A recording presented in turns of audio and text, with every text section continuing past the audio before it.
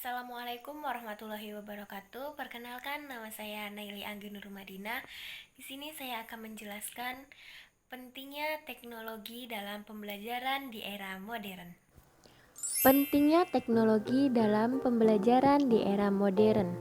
Secara keseluruhan, teknologi tidak hanya memperkaya pengalaman belajar, tetapi juga mempersiapkan siswa untuk menghadapi tantangan di dunia yang terus berkembang.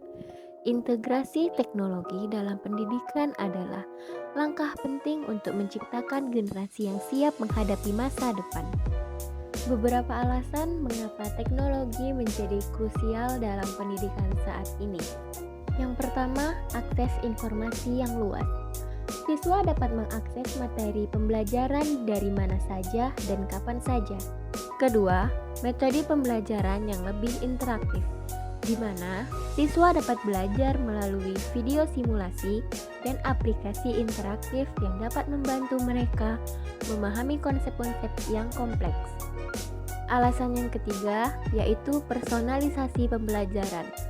Dengan perangkat lunak, pendidikan, dan platform online, siswa dapat belajar dengan kecepatan mereka sendiri dan mendapatkan umpan balik yang lebih baik yang mendukung proses belajar yang lebih efektif. Terakhir, yaitu kolaborasi dan komunikasi yang ditingkatkan.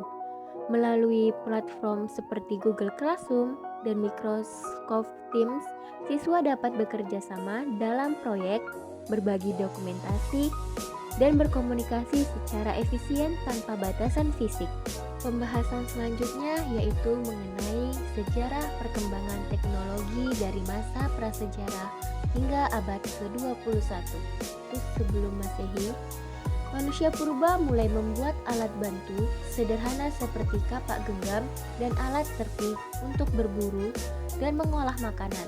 Teknologi pada masa ini berfungsi sebagai sistem untuk mengenali bentuk-bentuk yang mereka kenal seperti berburu, meramu, dan bercocok tanam.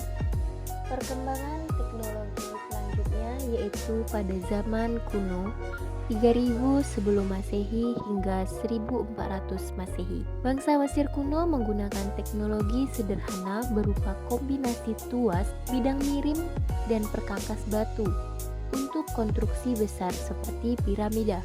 Bangsa Cina menemukan kertas pada tahun 105 Masehi yang dibuat dari serat bambu. Peradaban Romawi mengembangkan teknologi pertanian yang kompleks, teknik sipil, dan teknologi untuk perang. Peradaban Inca dan Maya terkenal dengan kemampuan di bidang arsitektur, astronomi, dan pertanian, serta memperkenalkan konsep pertanian hidroponik.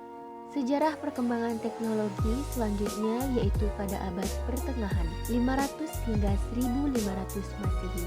Perkembangan teknologi melambat selama abad pertengahan di Eropa, namun berkembang pesat di dunia Islam dan Cina. Teknologi cetak berkembang di Eropa pada abad ke-15 dipicu oleh penemuan mesin cetak oleh Johannes Gutenberg. Pada abad selanjutnya yaitu abad ke-18 hingga 19, revolusi industri di Inggris pada abad ke-18 memicu perkembangan teknologi manufaktur, transportasi, dan komunikasi. Penemuan-penemuan penting seperti mesin uap, telegraf, dan telepon pada abad ke-19 hingga abad ke-20. Perkembangan teknologi yang pesat terutama di bidang elektronik, komputer, dan teknologi informasi. Penemuan-penemuan penting seperti pesawat terbang, antibiotik, dan internet.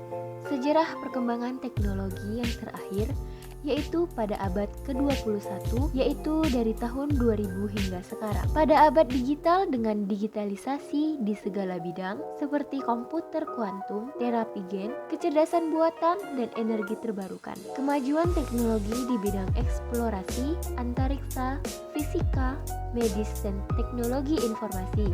Pengembangan teknologi layar sentuh, jaringan 4G, 3G, dan Internet of Things. Pembahasan selanjutnya yaitu bagaimana pembelajaran aktif dan kolaboratif. Pembelajaran aktif adalah metode atau strategi belajar yang melibatkan siswa secara langsung dalam berinteraksi, menyelidiki, menyelesaikan masalah, dan menyimpulkan pemahaman diri. Dalam pembelajaran aktif, siswa mendominasi aktivitas pembelajaran dengan menggunakan otak mereka untuk menemukan ide pokok, memecahkan persoalan, atau menerapkan apa yang telah dipelajari dalam situasi nyata. Guru berperan sebagai fasilitator yang menciptakan kondisi agar siswa terlibat secara aktif dalam proses pembelajaran. Pembelajaran kolaboratif adalah situasi di mana dua atau lebih orang belajar atau berusaha untuk belajar sesuatu secara bersama-sama. Pembelajaran kolaboratif mendorong siswa untuk aktif terlibat dalam interaksi, diskusi, dan kerjasama dengan teman-teman sebaya mereka untuk mencapai tujuan pembelajaran bersama. Pentingnya umpan balik dan refleksi. Umpan balik atau feedback merupakan elemen krusial dalam proses pembelajaran yang berfungsi untuk meningkatkan pemahaman dan kinerja siswa. Umpan balik memberikan informasi yang jelas mengenai kinerja siswa, membantu mereka memahami kekuatan dan kelemahan dalam pembelajaran. Umpan balik dapat mendorong mereka untuk berusaha lebih keras dan mencapai tujuan pembelajaran yang telah ditetapkan. Umpan balik berfungsi sebagai alat evaluasi yang membantu siswa dan guru untuk memahami area mana yang perlu diperbaiki. Umpan balik yang diberikan secara tepat waktu dan relevan dapat meningkatkan kualitas pembelajaran secara keseluruhan. Menjadi seorang guru juga perlu melakukan penyesuaian gaya belajar dari masing-masing siswa. Yang pertama, mengenal gaya belajar. Mulailah dengan mengenali gaya belajar pada setiap siswa melalui kuesioner atau observasi. Hal ini akan membantu mengidentifikasi gaya belajar mana yang paling dominan pada setiap siswa. Selanjutnya, metode pengajaran yang bervariasi. Gunakan berbagai metode pengajaran yang mencakup gaya belajar visual, auditori, dan kinestetik. Misalnya, menggunakan presentasi visual, diskusi kelompok, dan praktik pemaknaan. Sebagai guru, juga harus menyediakan media pembelajaran yang sesuai. Menyediakan media pembelajaran yang sesuai dengan gaya belajar siswa, seperti gaya belajar visual menggunakan modul dengan warna diagram PPT. Gaya belajar auditori menggunakan video dengan penjelasan. Gaya belajar kinestetik menggunakan video tutorial dengan aktivitas fisik. Setelah melakukan penyesuaian gaya belajar, lakukanlah sesi refleksi dan umpan balik secara berkala untuk efektivitas pembelajaran. Tanyakan kepada siswa tentang metode dan media yang paling membantu mereka dalam proses belajar. Teknologi memungkinkan transfer pengetahuan yang lebih efektif. Beberapa poin utama tentang bagaimana teknologi mendukung proses ini. Yang pertama, aksesibilitas dan fleksibilitas memungkinkan pembelajaran berlangsung kapan saja dan di mana saja. Memudahkan siswa untuk mengakses materi pembelajaran melalui platform seperti e-learning dan webinar. Selanjutnya, interaktivitas dan kolaborasi. Alat seperti Microsoft Teams dan OneNote meningkatkan kolaborasi antar siswa dan guru. Dengan fitur-fitur ini, siswa dapat berpartisipasi aktif dalam diskusi dan proyek kelompok.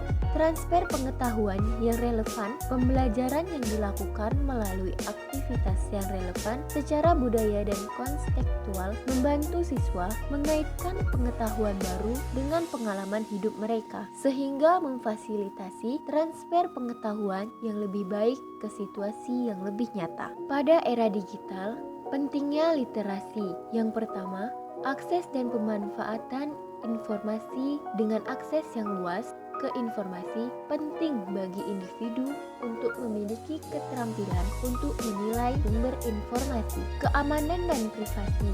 Dengan meningkatnya ancaman cyber, keterampilan literasi digital membantu individu memahami cara melindungi data data pribadi dan mengenali resiko yang terkait dengan penggunaan internet, termasuk cara mengelola kata sandi, mengenali fisik, dan memahami pengaturan privasi. Dengan literasi digital, individu dapat mengakses berbagai informasi, berbagai sumber, mengikuti kursus, dan berpartisipasi dalam komunitas belajar. Literasi digital mendorong kreativitas dengan memungkinkan individu menggunakan alat digital untuk menciptakan konten seperti video, blog, atau desain grafis. Pentingnya literasi digital di era informasi juga dapat berguna untuk kesiapan kerja. Di pasar kerja modern, banyak pekerjaan yang membutuhkan keterampilan digital. Literasi digital membantu individu mengembangkan keterampilan yang diperlukan untuk beradaptasi dengan teknologi baru dan berkontribusi secara aktif di tempat kerja. Literasi digital memungkinkan individu untuk terlibat dalam isu-isu sosial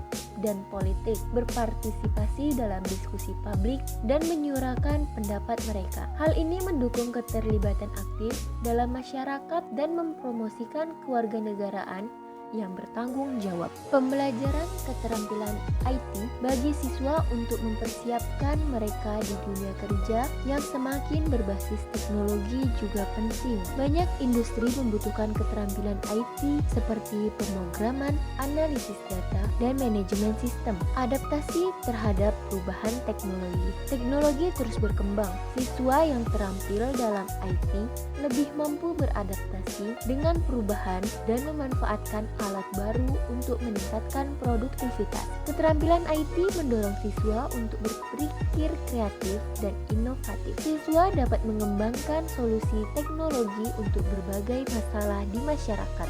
Pembelajaran IT juga dapat melatih siswa untuk menganalisis masalah dan mencari solusi yang efektif. Keterampilan yang sangat dibutuhkan di berbagai bidang.